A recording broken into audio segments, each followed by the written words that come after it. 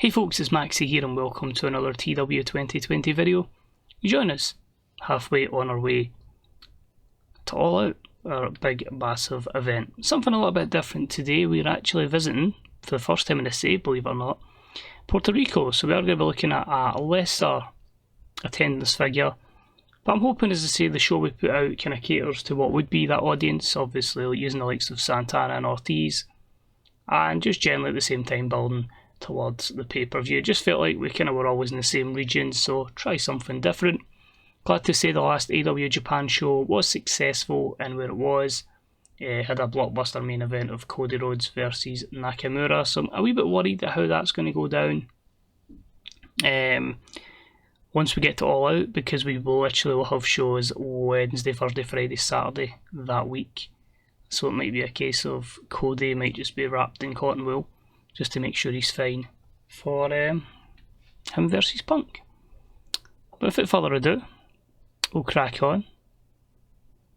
And also to confirm, I was going to put Punk in a match here. I did say that in the last episode. I'm going to move that to Lightning. We'll use the excuse of higher viewing figures. But I just felt like 8,000 crowd in Puerto Rico would really have Punk's first match to get rid of the sharpness happen there. Well, he does have a match, but it's a pre-show match, so it doesn't count. I just want to see if he's got any rustiness. But I've blathered on enough. Here's Dynamite. Let's do it. So in attendance, we managed to get 7,265 at the Auditorio Juan Pansion Vicens. Shotzi Blackheart picks up the win over Carly Perez in 9:40 with a Fright Night. That was a 25 rated matchup. A lot of people will have a wee bit less overness in Puerto Rico. I noticed that as well, maybe like 10 less overness than normally we would have, so that could be an issue as well. And I also decided, because I think it was just a wacky people I felt were good for a matchup, we've got 5 pre-matches, but they're a bit longer as well. If it decides to, click next. Oh, I had to calm Shotzi Blackheart down after the match. She was upset after Carly Perez almost injured her with a botched move. So Shotzi's got a bit of temper in this. She had the cracking knuckles at one point. I wish I could crack mine loud enough, but that's interesting. Went for a good match up here. We had Garza Jr. pick up the win over Claudio Castagnoli with the El Marito. That was in 10 minutes with a 68 rated matchup. Garza didn't get too much of a boost in the overness from the win over AJ. Maybe gained 4 over. But still, puts him in a good position. Kind of leaves Humberto Carrillo not in the best position, with Garza Jr. being a wee bit more over. I thought I would put Doug Williams in with CM Punk just to give Punk a veteran to make sure he'd be fine. Not a lot of heat, embarrassing wrestling. Punk defeats Doug Williams in 9:45 with GTS. A segment rating of 54. They didn't click and it showed the performances, so that tells me Punk would maybe get a mid-70 performance. So obviously a physical decline on that. Is he suffering? Nope, just declining physical ability. I was wondering if it was going to be a factor of, if people haven't worked in a while and they came up as rusty, but that wasn't to be the case. But poor gimmick for Punk. It was bad considering we changed it. And declining physical ability for both, which is understandable. But I thought Doug Williams would have been a sensible bet there, but not to be. Prince Devitt took on Kip Sabian, wins in 9:46 with a double knee gutbuster. 70 overall here, and that's with Prince Devitt off his game. And in the main event, I believe, the Dark Order defeat Luchasaurus and Marco Stunt in 9:42 when Stu Grayson pinned Marco Stunt with a pump handle pile driver. Marco's a weak link. Both him and Stu Grayson have got gimmicks that are getting stale. I just feel like it's good having Marco Stunt with the Jurassic Express, because he's someone that can always take the fall, so it means I can usually protect Jungle Boy and Luchasaurus. But 64 there, not too shabby in all honesty. So the show itself, I decided to have Kenny Omega come out and just say it's great to be having the first AEW show in Puerto Rico, and he says it's not about him tonight though, it's about obviously the fans and giving them what they want. So we're going to have a massive 6-man tag main event, and he's proud to introduce his tag team partners for this evening, Santana and Ortiz. So obviously they would get a great reception.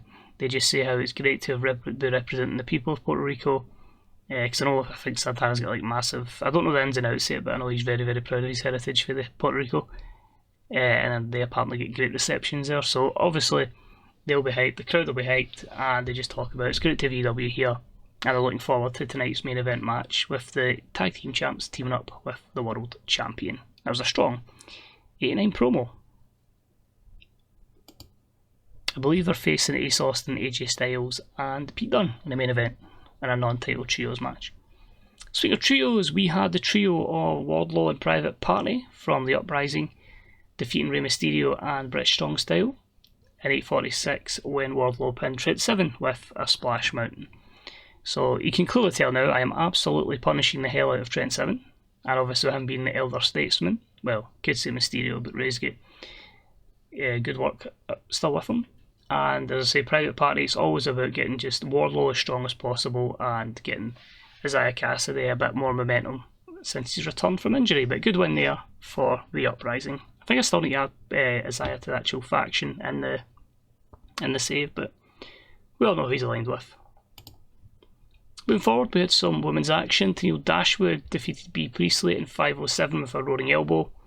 18, not good at all, but again that's because they're both pre-show workers. Tenille's someone I'm going to start working with. I felt like I've never properly utilised her. I do want to try and pair her up with Saraya more often, and maybe we should do that rather than the singles run at the moment, because the overness is not too great, and obviously would have been less in Puerto Rico. But 40 and 42 in-ring performances is not too bad. Popularity, not so much. The promo from Tommy End, and it's just him stating again to Chris Jericho, All Out's only a couple of weeks away. He's going to kick his head off and he's going to propel himself into championship contention. Just wanted a promo to get the feud going another week. I know I don't particularly run storylines, like strict storylines, but I like to keep at least the consistency of, they would have a few words about what's going to happen, rather than just ignore. In a match that had subpar wrestling and a little heat, we had Ricky Starks defeat Laredo Kid in 8:08 with the Buster Keaton. 65 here, MJF doing some good work at ringside, and absolute Ricky Starks with a 69 performance being really good, because technically he's now the de facto leader of the Uprising with MJF's broken freaking neck. After the match we have a promo from Ricky Starks. I don't know why we don't ever get like bonus from MJF doing good work at ringside, because he would obviously be with him, he's his manager. But anyway, Ricky Starks just says it's obvious that Darby Allin deliberately put MJF on the shelf, but he's going to avenge him, and he is going to take Darby Allin out and lead the Uprising to victory. I want to put a stipulation on it. I might go coffin match, I don't know at the moment. There is a few other stipulation matches. The plan is that Mercedes will have one with Bayley. There's going to be a stipulation, the Hangman versus Miro. So, no pun intended, I'm going all out in stipulations at All Out. Next up, I managed to squeeze in a quick squash match for Will Hobbs. He beats Joe Janela in 2:42, a 24 here. Not over, but again, it's a work in progress. Joe Janela is a bit more over and was quite reluctant to do the job, so had to be kept strong. But the reality is, Powerhouse Will Hobbs picks up the win. I then had Miro defeat the Butcher by pinfall in 7:41 with the Bullplex. Now, I felt like going with a pinfall victory here because I don't feel submission on the Butcher would be ideal, and I feel like the pinfall victory and the Butcher down for 1, 2, 3 kind of set him up for where we're going. So a 70, Miro 183 in-ring performance, came out of it looking good, and after the matchup he puts a stricken Butcher through the table. So 63, you'll have noticed over the last couple of weeks that's Butcher out now, that's the Blade out, he's taken out Sean Spears, he is just the Hangman to go. And had some mixed tag team action and a pretty good matchup here. I was quite intrigued just to see how these all work together. And a decent matchup saw Adam Cole and Dr. Britt Baker DMD defeat Jungle Boy and Tony Storm in 13:45 when Britt Baker pinned Tony Storm. And in terms of in-ring work, Adam Cole was head and shoulders above the rest, and a 77. I'm really happy with that. It gives Britt a chance to get overness from Tony Storm. It lets me see how Jungle Boy would mingle with Adam Cole, and it certainly shows me that the future's bright in AEW likes the Jungle Boy in a very strong women's division as well now. Then the promo from Sir Brody Lee alongside John Silver and Alex Reynolds. And Brody says, are Silver and Reynolds ready to take on Austin, Dunn and Styles? He's not too sure, but with the rest of the belief of the Dark Order, with Evil Uno and Stu Grayson going for those tag belts, with Anna Jay, a former women's champion, he feels that he could possibly, a former mixed champion, sorry, he feels he could drag these two to Trios Championship, and he is looking forward to an all-out war at All Out.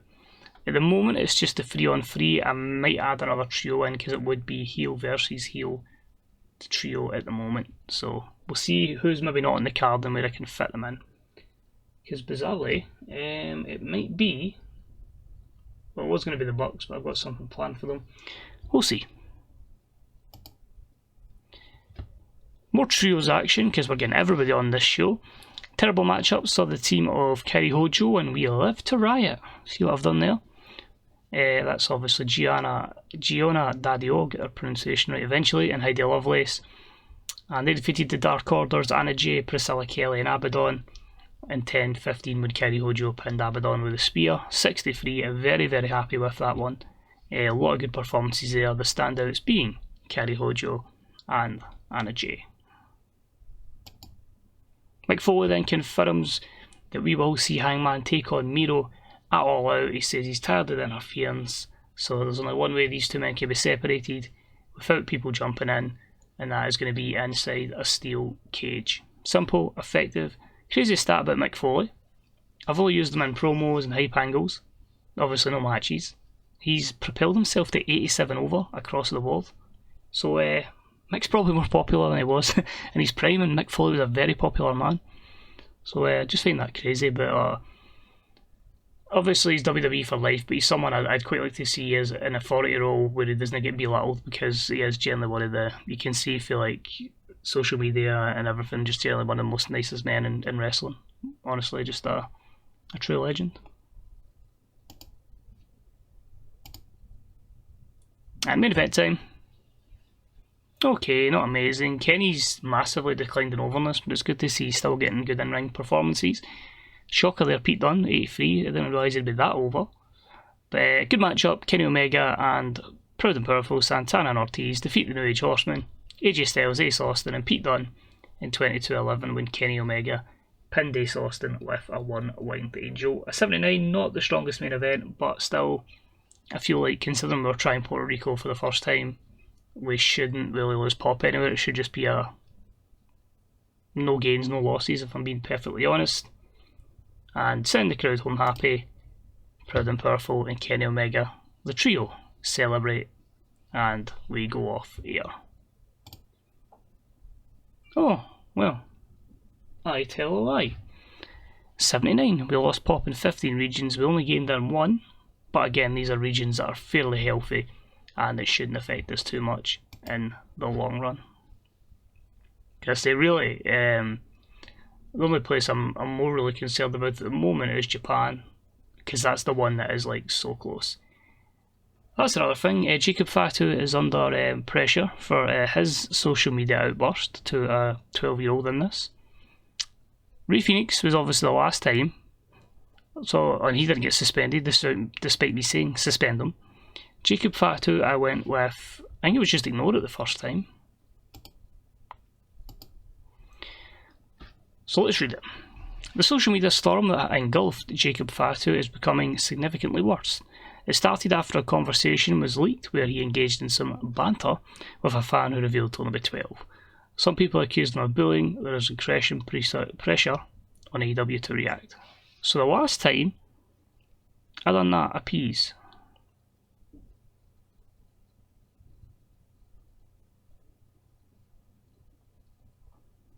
And I'm going to do the same here.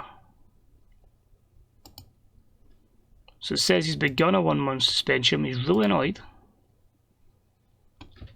And we'll see in the medical if that's come up.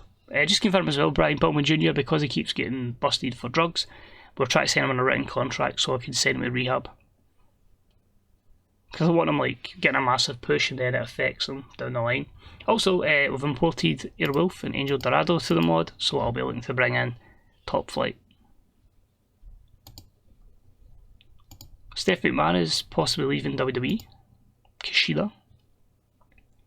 I mean, if you won the 39 Kushida, I'd say he's quite over. I've already got enough talent, so. As if I want to start this X division, that's the problem. And he'd be absolutely stellar for that Japan show as well.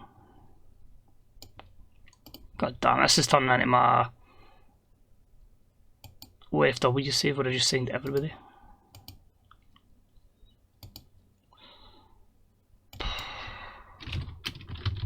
I regret doing this, but I think he'll be a solid hand. And I do want to build that X division type division, because, you know, more props and more titles. I would put this in the Fantasy Booker subreddits. One of my major flaws was just continually signing people. Yeah, because fuck, I'd even sign Stephanie McMahon if I could. But she would just be a heel authority figure. And obviously it would... See if she'd divorce Triple H, right? It would make sense. But this doesn't make sense, especially with hatred of CM Punk as well, so I keep clicking that, but we already know who those winners are. God, that's still been there for months. Nakamura's contract's ending, that's fine, that was a short-term deal, we'll obviously renew that. Abaddon is charismatic, the kid's got a star, and 3.24 for Dynamite, so yeah, decent run-of-the-mill Dynamite, as I say, just really getting a show in Puerto Rico. I have to at least accept mentally that we can't always gain pop every show, there will be losses along the way, and I need to get more into tune by continuing to build stories and build towards All Out. I think what we'll see after All Out is I'll probably do like a draft, or at least a couple of trades or whatever, just swap a few things about, keep it fresh. I keep saying about signing more people, and I'm like, do I bring in a third brand? But we'll see. We'll see how series are going in YouTube. As I say, I know viewership's way down, which is cool, man. As I say, the game's obviously not a massively great game to watch at times. It's just more about seeing kind of results and stories and how people would book. So we'll see how I feel if I want to just maybe even... I might even have scrapped other series by now and just firmly focused on doing more of this. So we'll see, because there is that kind of bit of me that wants to get like 400 odd episodes, because there really is. If people want to watch, it's fantastic. If not, I'm having an absolute blast booking this save, so I don't mind putting the videos up so people can join the journey. I've always been more about the journey than the actual, unfortunately, the quality, because I have no Photoshop skills and no animating skills. But it is what it is. We move. So thank you very much for taking the time out to watch this episode. Hopefully you join us in a few days' time for Lightning, and then we'll be on to our final week on the road to All Out. So a wee thumbs up appreciated. If you haven't subbed, we tick in the box. We'll allow these to drop into your inbox every couple of days. If you want to speak about wrestling, let me know how your current thoughts are on the current day product and how your own TW saves are going as well. And until next time, I'll see you soon. Bye bye.